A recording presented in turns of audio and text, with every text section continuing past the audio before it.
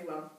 Today I'm going to read this story. It's called If Only, and it's written by Neil Griffiths and it's illustrated by Judith Blake.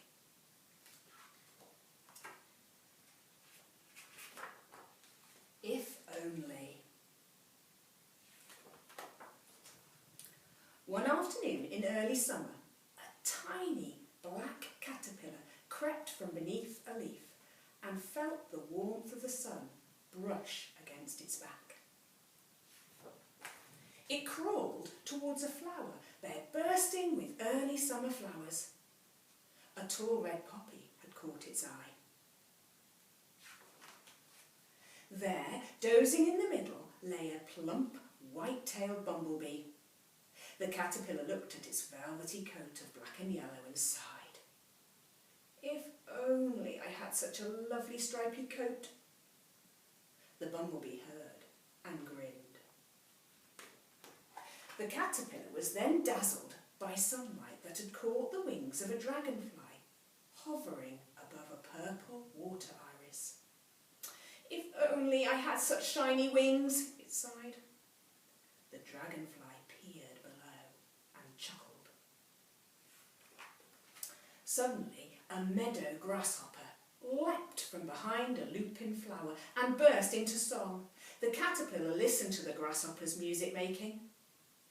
If only I could sing such a beautiful song, it sighed. The grasshopper stopped singing and laughed. Thinking the grasshopper was making fun of it, the caterpillar climbed to the top of a tall sunflower to hide. Higher and higher it climbed until it reached the large flower head. It was not alone.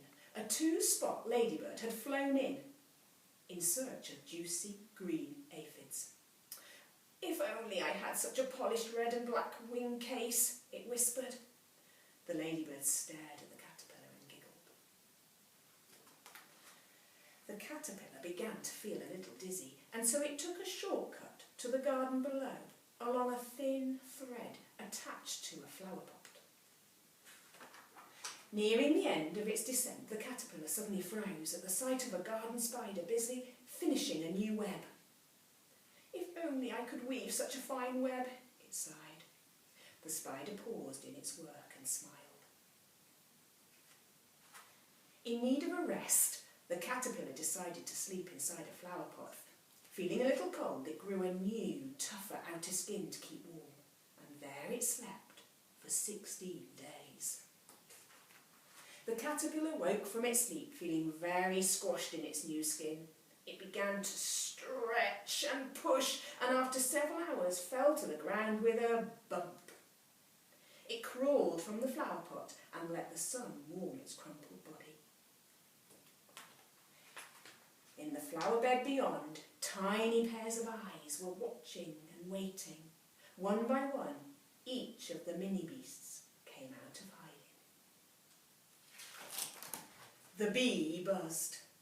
The dragonfly danced, the grasshopper hopped, the ladybird fluttered, and the spider spun, as they looked on in admiration.